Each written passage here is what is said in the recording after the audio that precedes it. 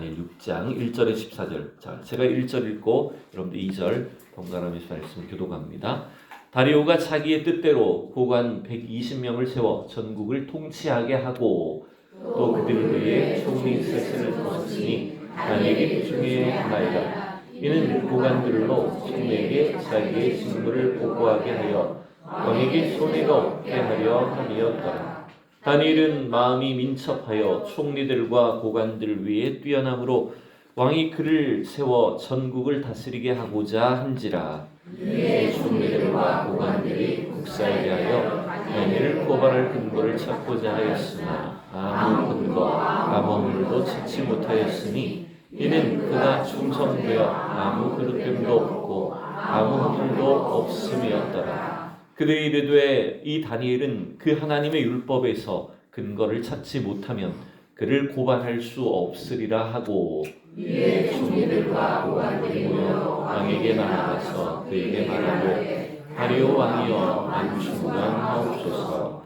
나라의 모든 총리와 지사와 총독과 법관과 관원이 의논하고 왕에게 한 법률을 세우며 한 금령을 정하실 것을 구하나이다. 왕이여 그것은 곧 이제부터 30일 동안에 누구든지 왕 외의 어떤 신에게나 사람에게 무엇을 구하면 사자굴에 던져넣기로 한 것이니이다. 그런즉 왕이여 원하건대 금령을 세우시고 그 조서에 왕의 도장을 찍어 메대와 바사에 고치지 아니하는 규례를 따라 그것을 다시 고치지 못하게 하옵소서 하시네.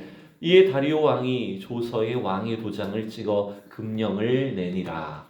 만일이 이 조서에 왕의 도장을 찍힌 것을 알고도 자기 수도로 가서는 윗방에 올라가 예루살렘으로 향한 창문을 열고 전에 하던 대로 하루 3번씩 무릎을 꿇고 기도하며 그의 하나님께 감사하였더라. 그 무리들이 모여서 다니엘이 자기 하나님 앞에 기도하며 간구하는 것을 발견하고 이에 그들이 나아가서 왕의 금령에 관하여 왕께 아뢰되 왕이여 왕이 이미 금령에 왕의 도장이 찍어서 이제부터 30일 동안에는 누구든지 왕 외의 어떤 신에게나 사람에게 구하면 사자굴에 던져넣기로 하지 아니하였나이까 하니 왕이 대답하여 이르되 이 일이 확실하니 메대와 바사에 고치지 못하는 규례니라 하는지라.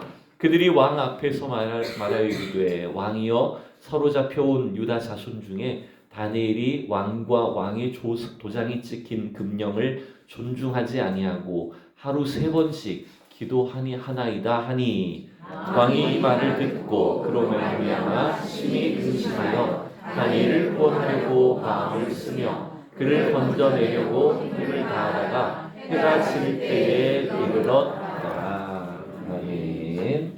자, 오늘은 우리 다니엘 6장의 말씀을 같이 함께 또 살펴보도록 하겠습니다.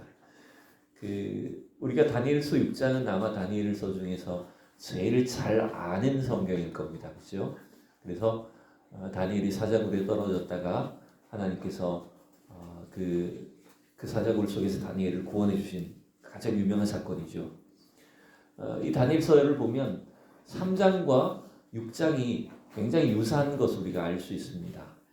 시대도 다르고 또 인물들이나 상황은 다 다르지만 굉장히 유사한 걸 알 수 있어요. 그래서 다니엘서 3장에서는 어떤 일이 있었습니까? 바벨론의 느부갓네살 왕 때에 그 왕의 금신상에 모든 백성들이 다 절을 하라라고 명령을 내렸고 그때 다니엘의 세 친구들이 절을 할 수가 없었죠.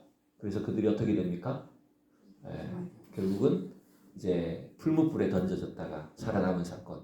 굉장히 유사하죠. 오늘 이 본문에도 이제 사자굴에 다니엘이 법령을 어긴 것 때문에 사자굴에 던져지고 하나님께서 그 사자굴에서 다니엘을 지켜주신 사건이 이 구성되는 내용이나 상황을 보면 거의 유사하다고도 볼 수 있어요. 어쩌면 이처럼 시대가 변하고 세월이 달라져도요 어떤 반복적으로 나타나는 일들은 거의 유사할 수 있는 겁니다. 우리가 믿음을 지키며 사는 일들도 그래요. 과거 시대의 성도들이나 지금 시대의 성도들 살아가는 환경은 다 다르고 세상과 시대는 발전했지만 믿음을 지키는 사람들은 결국 같은 겁니다. 똑같은 비슷한 어떤 위험과 유혹과 어려움 속에서 어떻게 믿음을 지키느냐라고 하는 것도 똑같은 거예요. 그 속에서 하나님을 의지하는 사람들, 또 믿음을 지키고 하나님을 신뢰하는 사람들을 통해서 하나님은 반드시 역사하시고 놀라우신 구원과 능력을 베풀어 주시는 줄로 믿습니다. 자, 오늘 이 말씀을 우리가 좀 전체적으로 살펴보기 위해서는 조금 이 구약 성경의 배경이 되는 그 나라들을 한 번 정도 짚고 넘어갈 필요가 있겠다 생각이 들어요. 우리는 이제 주로 구약 성경에 나오는 이스라엘이나 유다를 중심으로 세상을 살펴보지만 지금 다니엘 시대의 배경이 되는 그 나라들은 오히려 이런 나라들이죠, 그렇죠? 일단은 아수르라는 나라가 있죠. 여러분, 아수르는 어떤 나라냐면 지금 북이스라엘을 멸망시켰던 나라. 그래서 기원전 722년경에 북이스라엘을 무너뜨린 나라가 어느 나라에 있다고요? 네, 아수르. 세계사에서는 주로 아시리아 이런 이름으로 부르죠. 근데 성경에는 아수르라고 되어 있죠. 아수르에서 북이스라엘이 먼저 멸망을 당하고 이제 그 다음에 남은 이 남쪽의 유다는 어디에 멸망당할까요? 여러분, 우리가 지금까지 다니엘서에 살펴봤던 바벨론 제국에 의해서 유다가 이제 멸망합니다. 그게 BC 586년경이에요. 자, 이렇게 아수르라는 제국이 먼저 있었고 그 다음에 그 지역을 지배했던 나라가 여러분 이제 바벨론 제국이에요. 여기 지도가 여러분 제가 한번 참고로 띄우긴 했지만 아수르는 저렇게 약간 그 살색 주황색 비슷한 조 정도였다면 그 뒤에 나라들은 점점점 커지는 겁니다, 여러분. 아수르 거의 전역에 걸쳐서 있던 나라가 바벨론 제국이고요. 그 다음에 이제 바벨론 제국이 끝이 났어요. 그게 5장까지의 내용이에요. 우리가 5장에 나왔던 바벨론의 마지막 왕으로 여겨지던 사람이 여러분 누구였습니까? 벽에 손가락 글씨. 누구였어요? 벨사살 왕이라는 사람이 있었죠. 그 사람이 거의 바벨론의 거의 마지막 왕이라고 여기시는 사람이에요. 그리고 그 다음에 등장하는 사람이 누굽니까? 여러분 5장 마지막에 메대 사람 누가 나를 얻어요? 다리오가 나를 얻었다라고 되어 있잖아요. 그래서 오늘 6장은 그 다리오 왕 때의 배경이잖아요. 이 다리오 왕은 어떤 나라냐면 메대라는 나라. 메대 바사라는. 여러분 이게 중간기, 그러니까 그 예수님이 오시기 직전에 이런 그 성경에 보면 중간기라고 할 수 있는 그 시대인데 그 임시적으로 메대와 바사가 동맹을 이뤘어요. 여러분 메대와 바사는 다른 나라입니다. 다른 나라긴 한데 일시적으로 이 사람들이 한 2년간 동맹을 맺어요. 그리고 바벨론 제국을 무너뜨립니다. 그게 메대 바사예요. 그 오늘 나오는 이 다리오 왕은 바로 메대 사람이었다는 거예요. 그리고 그 메대의 이 다리오 왕의 사위라고 여겨지는 사람이 누구냐면 바로 페르시아의 첫 번째 왕이 되는 사람. 바로 유다 포로들을 돌려보냈던 사람은 누굴까요? 그렇죠. 고레스 왕이 돼요. 그래서 메데 바사라고 하는 그 동맹 국가가 일시적으로 한 몇 년간 유지되다가 그 다음에는 이제 페르시아가 다시 그 전 제국을 점령을 해요. 여러분 지도에 보시면 지금 그 연두색으로 되어 있는 부분 있잖아요, 그죠? 페르시아 제국이 얼마나 큰지 보이죠. 네, 지금 이란, 이라크 이쪽을 포함해가지고 저 이집트 있는 쪽까지 북아프리카 쪽까지를 다 점령했던 게 지금 당시에 페르시아 제국이었던 거예요. 지금 이런 성경 배경의 역사를 우리가 흐름을 좀 이해하면서 특별히 포로 이후에 유다 포로기 이후의 사건들을 살펴보는 것이 의미가 있죠. 근데 우리가 보통 이렇게 말을 할 때가 있잖아요.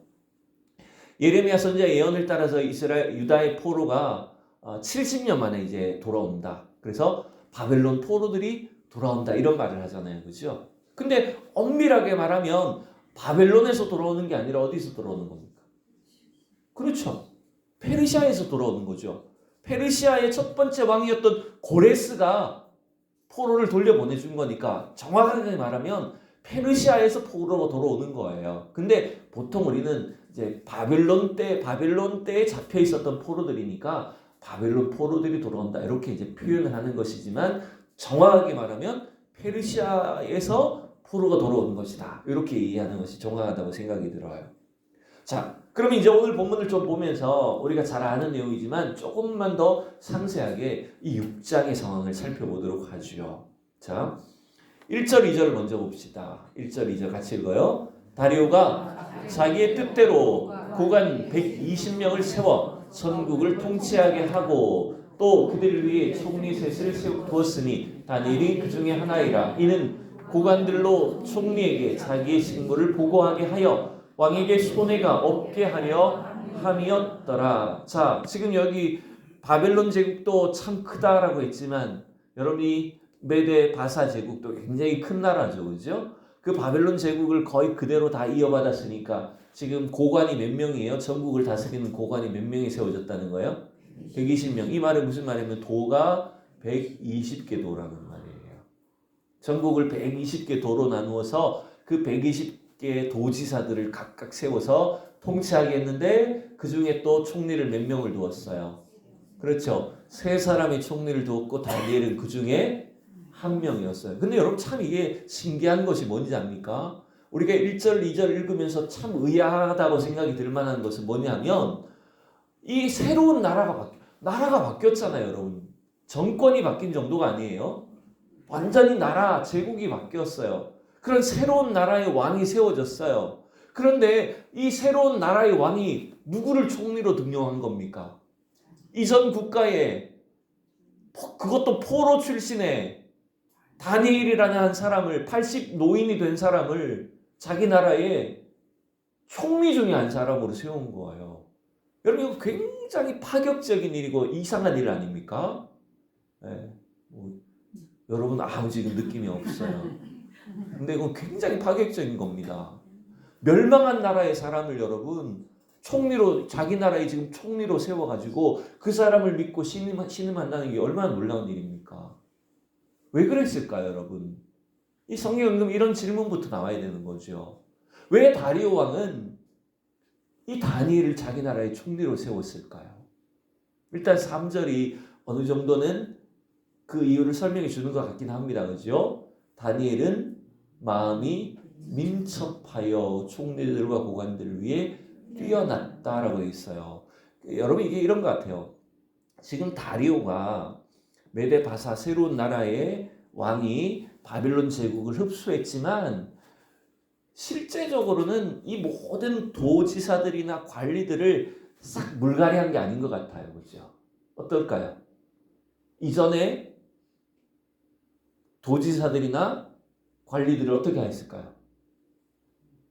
그대로 다시 기용하는 거죠. 왜? 그래야 편하니까.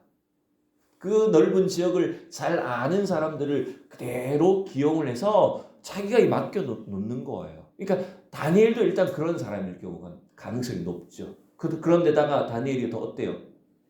이전의 명성대로 아주 총명한 사람, 지혜로운 사람. 그래서 다니엘은 어쩌면 널리 알려진 인물이었기 때문에 이 사람을 다니엘을 총리 중에 3명의 총리 중에 1명으로 세웠는데 여러분 잘 보세요. 2절에 왜 이렇게 돼 있어요? 이는 고관들로 총리에게 자기의 직무를 보고하게 하여 이 총리들이 지금 전국 120도를 다스리는 고관들에게 보고를 받는 거죠. 근데 이 총리들이 하는 역할이 뭡니까? 왕에게 손해가 없게 하려 함이었다고 그랬잖아요. 그러면 이 총리들은 혹은 또 고관들이 나쁜 놈들은 어떻게 할까요? 나란 일을 하는 나쁜 놈들은 어떻게 할까요? 우리나라도 그렇지 않습니까? 제일 돈 빼먹기 쉬운 곳 어쩌면 쉽게 여러분 부정부패가 일어나기 쉬운 곳이 어디예요? 전부 다. 그렇죠? 나라 일, 이 세금 가지고 일하는 사람들 이거 자기 마음대로 주무를 수 있고 장난칠 수 있지 않습니까? 그러니까 지금 이 다니엘이 이 다리오 왕 앞에 인정받아서 지금 3절에서는 그 총리 중에서도 어쩌면 으뜸이 됐다는 거예요. 그죠? 그래서 다니엘이 전국을 다 다스리게 했다는 것은 다니엘의 정직성과 혹은 지혜와 능력을 다리오가 인정했다는 거예요. 여러분 우리 성도들이 다 물론 세상 속에서 다 이런 뭐 고위직이 돼야 된다거나 높은 사람이 돼야 된다는 것은 결코 아니에요. 그런데 그래도 우리 믿는 사람들 하나님의 자녀들이 들어가는 곳마다 어떤 직장이든 또 뭐 국가든 어떤 장소든 크든 작든 상관없이 여러분 세상 사람들 가운데서도 누구보다도 여러분 정직한 사람들 돼야 됩니다. 누구보다도 공의로운 사람들이 돼야 되고 하나님 앞에서나 사람들 앞에서 투명한 사람들이 돼야 됩니다. 여러분 그래야 하나님도 쓰실 수 있고 이 세상 속에서도 하나님의 영광을 드러낼 수가 있는 겁니다. 여러분 그래서 다니엘은 놀랍게도 바벨론 제국에 끌려간 포로지만 어디까지 가요? 여러분 6장 마지막 절까지 가면 어디까지 갈까요? 6장 마지막 절 가보세요. 다니엘이 어디까지 갑니까? 이 다니엘이 다리오 왕의 시대와 바사 사람 고레스 왕의 시대에 형통했더라. 여러분 바벨론 제국을 거쳐서 어디까지 가요? 페르시아 제국까지. 물론 페르시아 초창기였기 하겠지만 놀랍게도 다니엘은 이 세 나라에 걸쳐서도 계속해서 하나님 앞에서 그 당시 세상 속에 쓰임받은 사람들이었어요.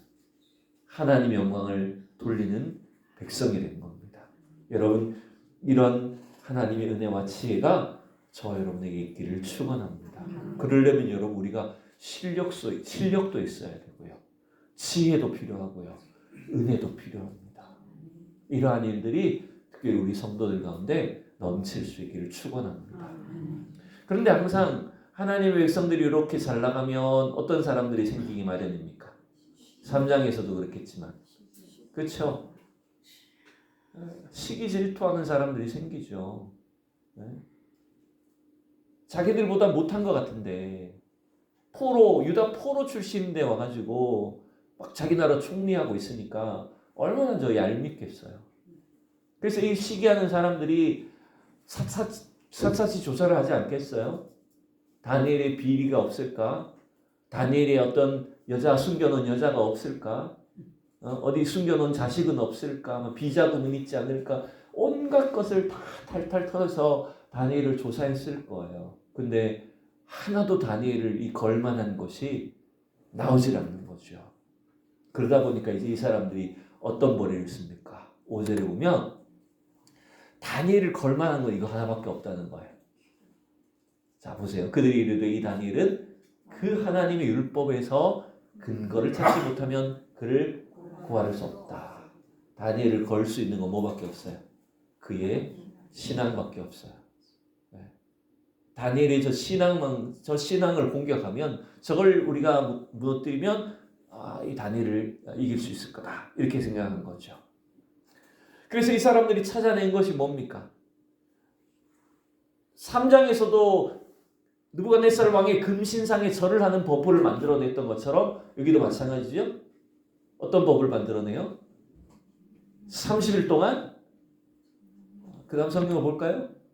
총리들과 고관들이 왕에게 나와서 말하되 다리오 왕이여 만수궁하옵소서. 자 7절 읽읍시다. 나라의 모든 총리와 지사와 총독과 법관과 간원이 의논하고 왕에게 한 법률을 세우며 한 금령을 정하실 것을 구하나이다. 왕이여 그것은 이제부터 30일 동안에 누구든지 왕 외의 어떤 신에게나 사람에게 무엇을 구하면 사자굴에 던져넣기로 한 것입니다. 라는 이런 법을 만들어요. 굉장히 그럴듯해 보이는 법이죠. 표면적으로는 왕만 높이고 그 당시 여러분 고대의 황제들은 왕들은 어떤 존재인지 압니까? 신의 대리인입니다. 감히 신의 대리인의 말을 거역한다거나 신의 대리인 외에 다른 어떤 신을 숭배한다거나 이것을 굉장히 모독적으로 볼 수 있는 거죠. 이걸 아주 법으로 만든 거예요. 왕이 듣기에는 굉장히 솔깃해 보이고 자기를 아주 높여주는 것처럼 보이지 않습니까? 그래서 이렇게 법률을 만들어서 거기에 이제 왕의 도장까지 찍어버리는 겁니다. 그래서 누구도 이 법을 어길 수 없고 바꿀 수 없는 법을 만들어버리는 거죠. 여러분 이건 어떤 의미에서는 지금도 마찬가지예요. 지금도 여러분 세상은 우리 그리스도인들을 끊임없이 공격하기도 하고 유혹하고 우리를 신앙적으로 어렵게 만들 수 있어요. 근데 여러분 그게 이 세속 정부가 하는 일들이 다 옳은 것만 아니잖아요. 그러다 보니까 그 속에서 우리가 믿음을 지키고 우리의 신앙을 유지하려고 하다 보면 이 세상 법과 싸워야 될 때가 있다는 거죠. 그죠? 우리가 그 속에서 그럼 하나님의 법과 이 세상 법이 충돌할 때 여러분 우리는 어떻게 해야 됩니까? 이 세상 법이 우리의 신앙을 위협하고 우리 믿음을 공격할 때 우리는 어떻게 해야 되죠? 물론 단순하게 놓고 보면 우리는 당연히 하나님의 법을 따라가야 되죠. 아무리 이 세상 법이 우리를 힘들게 한다고 해도 하나님 법을 우선시해야 되는 것이 맞죠. 근데 여러분 그 과정에 여러분 많은 타협과 유혹과 어려움, 핍박이 찾아올 수 있다는 겁니다. 그럼 이 상황이 똑같은 거예요. 제가 이전에도 그런 말씀드리지 않았습니까? 앞으로 우리나라도 자칫하면 우리가 우리의 신앙을 드러내는 것을 금지시키거나, 여러분 영국이나 서구 사회 그렇습니다. 길거리 전도하면 잡혀간 나라들이 있습니다. 기독교 국가인데 학교에서 하나님께 대한 신앙을 표현하면 처벌받는 그런 나라들도 있습니다. 동성애에 대해서 성경적인 발언하면 여러분 벌금 내야 되는 그런 시대가 올지도 모른다는 겁니다. 어쩌면 우리 이제 이미 목회자들은 그걸 각오하고 있어요. 그럴 때가 되면 우리는 어떻게 해야 되겠다. 어떤 처벌을 감수해야 되겠다. 그렇게도 이제 싸워야 되는 거죠. 그런 신앙의 양심을 지키기 위해서 싸워야 되는 그런 시대가 자꾸 다가온다는 겁니다. 이상한 거죠, 그죠? 사회가 발전하면 발전할수록 이상한 쪽으로 흘러가는 겁니다. 여러분 그게 근데 이상한 일만 아닌 거죠. 이미 성경에 다 이미 나왔던 일들이 반복되고 있는 것이니까요. 그런 면에서 오늘 이 말씀은 다니엘의 그 신앙과 기도는 우리가 어디로 가야 할지, 우리의 기도가 어때야 될지를 가르쳐주는 말씀이죠. 자, 어쨌든 오늘 이러한 상황 속에서 다니엘이 하는 것은 뭡니까?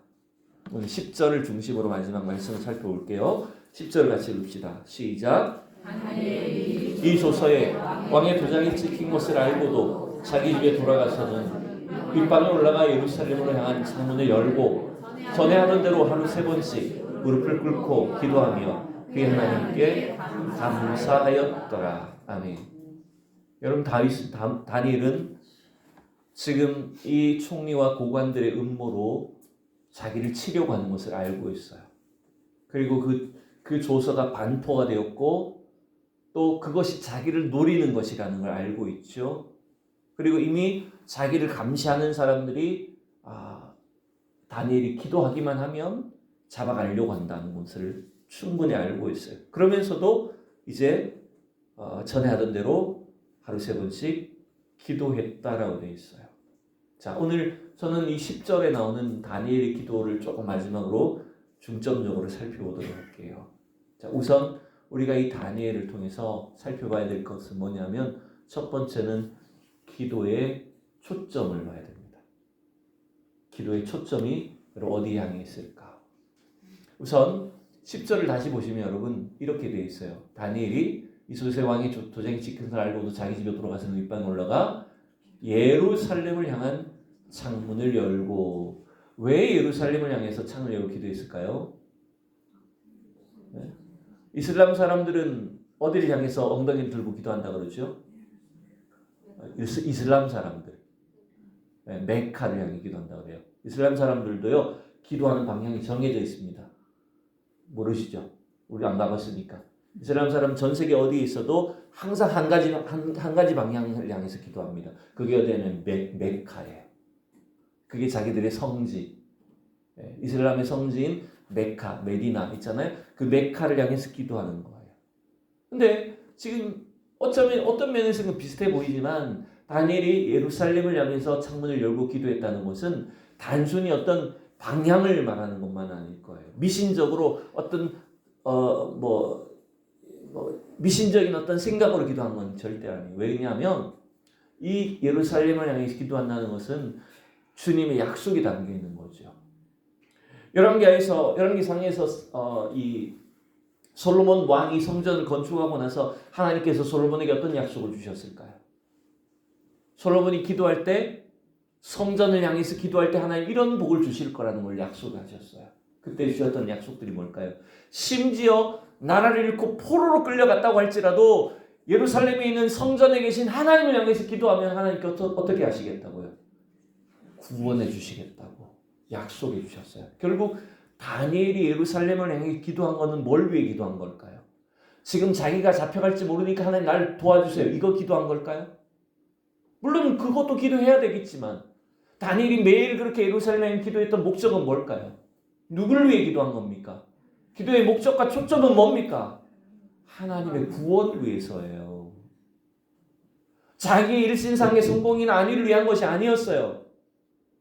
하나님이 약속하신 그 구원이 속히 이 백성들 가운데 이루어지게 해주십시오라고 하는 그 뚜렷한 목적을 위해서 초점을 놓고 기도하는 거예요.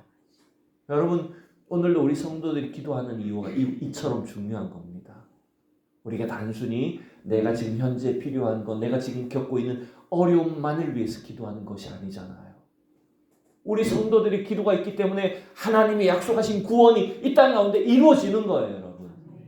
우리의 목적을 날마다 놓치지 마셔야 됩니다. 다니엘은 그 기도의 초점을 가지고 하나님 앞에 평생 엎드렸던 거예요. 그래서 하나님은 그 기도를 들으셨고 사용하셨던 거죠. 두 번째, 다니엘의 기도의 모습에 우리가 배울 수 있는 것이 뭔지 압니까? 그것은 기도의 담대함이에요. 자, 10절 말씀해 봅시다. 빨간 부분만 보면 다니엘이 이 조서에 왕의 도장이 찍힌 것을 알고도 기도했다는 거예요. 여러분, 솔직히 이런 법령이 공포되면 우리 속에 어떤 타협점이 생길 수 있을까요? 어떻게 스스로 여러분 타협하려고 할까요? 한 달만인데 기간이 한 달이거든요. 그럼 어떻게 해요? 에이, 한 달만 참지 뭐. 아니면 사람들 안 볼 때 밤에 혼자 몰래 기도하지 뭐. 그래도 주님이 참 용서해 주시겠지. 우리가 이렇게 타협할 수 있지 않을까요? 굳이 이렇게 법을 만들었는데 위험을 감수할 필요가 있을까? 바로 죽는 것보다 목숨을 지키고 기도하는 게 더 낫지 않을까요, 여러분?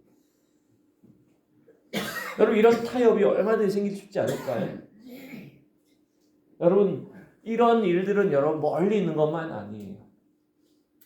우리 성도들이 신앙생활 하면서도 이런 우선순위의 문제들은 얼마든지 여러분 있을 수 있어요. 제가 중학교 2학년 때 저희 형님이 결혼을 했습니다. 저보다 10살이 많으셨거든요. 제가 중학교 2학년 때 결혼식을 했는데 토요일날 결혼식 할 거거든요. 근데 저희 중학교 2학년 때 선생님이 좀 제가 잘 기억은 선명하지 않습니다만은 어쨌든 그때 저는 분명히 선생님한테 저 형님이 이번 주 토요일날 결혼하니까 저 학교 못 나옵니다라는 식으로 얘기를 했는데 선생님 안 된다는 거예요. 그때 토요일 학교 갔잖아요, 여러분. 형님이 시내에서 결혼하는데 저는 시골에 있고 시내에서 결혼하는데 결혼식 있다고 얘기하는데 선생님이 안 된대. 이런 지하에 안 된대. 저 결혼식 못 갔어요.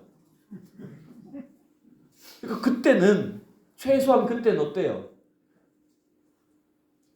가족의 결혼식 있어도 학교 선생님이 안 된다 하면 못 가는 그런 약간 분위기, 그런 시대였다는 거죠. 그래서 저는 결혼식도 못 갔어요. 모르겠어요. 저희 부모님도 선생님한테 전화라도 좀 해주든지 아무 얘기도 안 하고 그냥 저는 그냥 당연히 그래야 되는 줄 알고 학교만 갔던 기억이 나요. 그 세상에 그렇죠. 근데 여러분 어때요? 지금 만약 여러분 가족 중에 누군가 주일날 결혼식을 해요. 그럼 여러분 어떻게 하시겠어요? 아니, 맨날 주일 예배 드리는데 가족 결혼식 당연히 가야지. 여러분 결혼식 갔다고 제가 뭘 하는 게 아닙니다. 절대 또 그렇게 들으시면 안 돼요. 네, 그런 말이 아니에요. 그게 아니라 이런 우리의 신앙과 예배와 충돌하도록 하는 우선순위의 문제는 끊임없이 다가올 수 있다는 거예요. 그때 우리는 자꾸만 자칫하면 적당히 타협하게 되고 뭐 지금 이렇게 있는데 코로나 시대 때 어떻습니까? 지금 코로나인데 굳이 뭐 예배를 가야 돼. 방역이 더 중요한 거지. 이렇게 지금 흘러왔지 않습니까? 여러분 그런데 오늘 다니엘은 어떻게 했어요? 자기가 죽는 거예요. 지금 이건. 평소대로의 신앙생활하고 예배드리고 기도하면 죽을 것을 아는 거예요. 근데도 다니엘은 전혀 굽히지 않았어요. 그 기도에 담대함이 있었어요. 어떤 신학자는 이런 글을 썼더라고요. 다니엘서 6장에서 참 놀라운 기적은 다니엘이 사자굴에 들어갔다가 구원받은 것이 아니다. 물론 그것도 엄청난 기적 중에 하나긴 하지만 다니엘서 6장의 놀라운 기적은 다니엘이 끝까지 자신의 믿음을 굽히지 않고 기도를 했다는 것이다. 그게 기적이래요.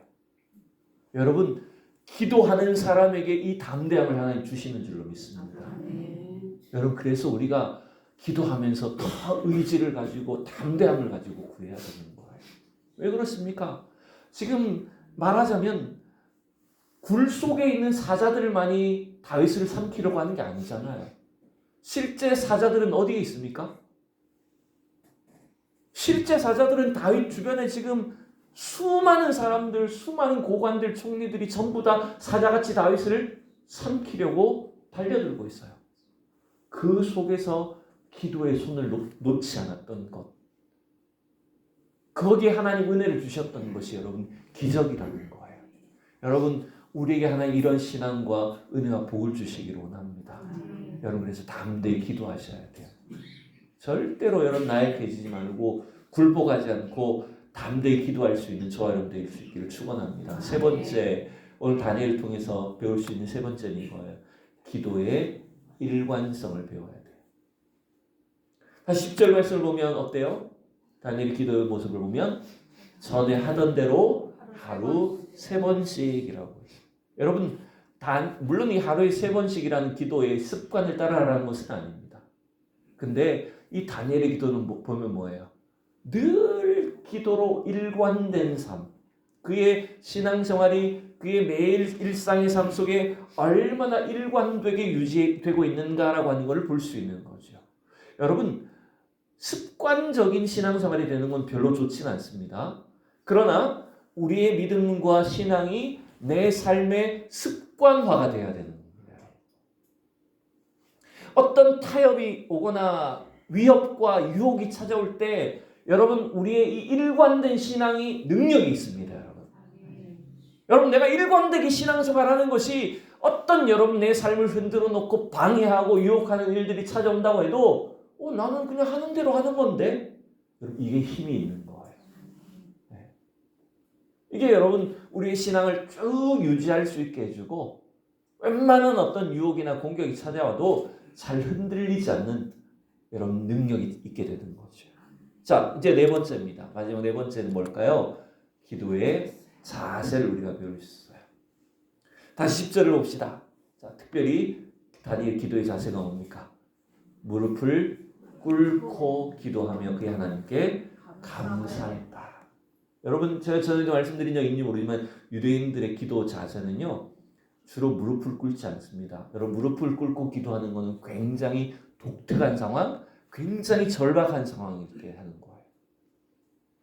여러분 하루 3번씩 기도하는 것이 시간적인 습관이라면 무릎을 꿇는 것은 이 다니엘의 태도, 자세가 어떤지를 여러분 보여주는 거죠. 여러분 서양 사람들이 무릎 잘 안 꿇죠. 왜 무릎을 꿇는 건 어떤 걸 의미합니까? 무릎 꿇는 건 뭐예요? 우리 동서양을 막론하고 그렇죠. 굴복하는 거죠. 항복이죠. 여러분 우리가 하나님 앞에 무릎을 꿇는다는 것은 하나님 앞에 철저하게 자신을 낮추는 거죠. 그래서 여러분 진정한 왕 되신 지금 세상의 왕이 이 세상 나라의 왕 된 사람들이 우리를 공격하고 우리의 믿음을 위협하지만 나는 나의 하나님이 온 땅의 주인 되신 하나님이 나의 왕이심을 믿습니다. 내가 그분 앞에 전적으로 굴복합니다. 의지합니다. 여러분 이 신앙을 드러내는 거예요. 여러분 지금도 하나님은 이런 신앙의 사람들을 기도의 사람들을 여러분 찾고 계십니다. 그래서 하나님은 아무리 시대가 어려워지고 세상이 여러분 요동할지라도 그 속에서 이렇게 기도하는 사람들을 통해서 주님이 역사해 주시는 거예요. 그 기도를 통해서 하나님 약속하신 구원이 이루어지는 줄로 믿습니다. 여러분 다시 한번 우리의 기도를 주님 앞에 오늘 다니엘처럼 담대함으로 또 일관되게 뚜렷한 목적을 가지고 엎드려 기도할 수 있는 저와 여러분들 될 수 있기를 축원합니다. 그래서 주님이 우리 가정과 교회를 통해서 이 땅을 통해서 이루시는 참 위대하고 놀라운 일들을 다 같이 경험할 수 있기만을 진심으로 축원합니다. 기도합니다.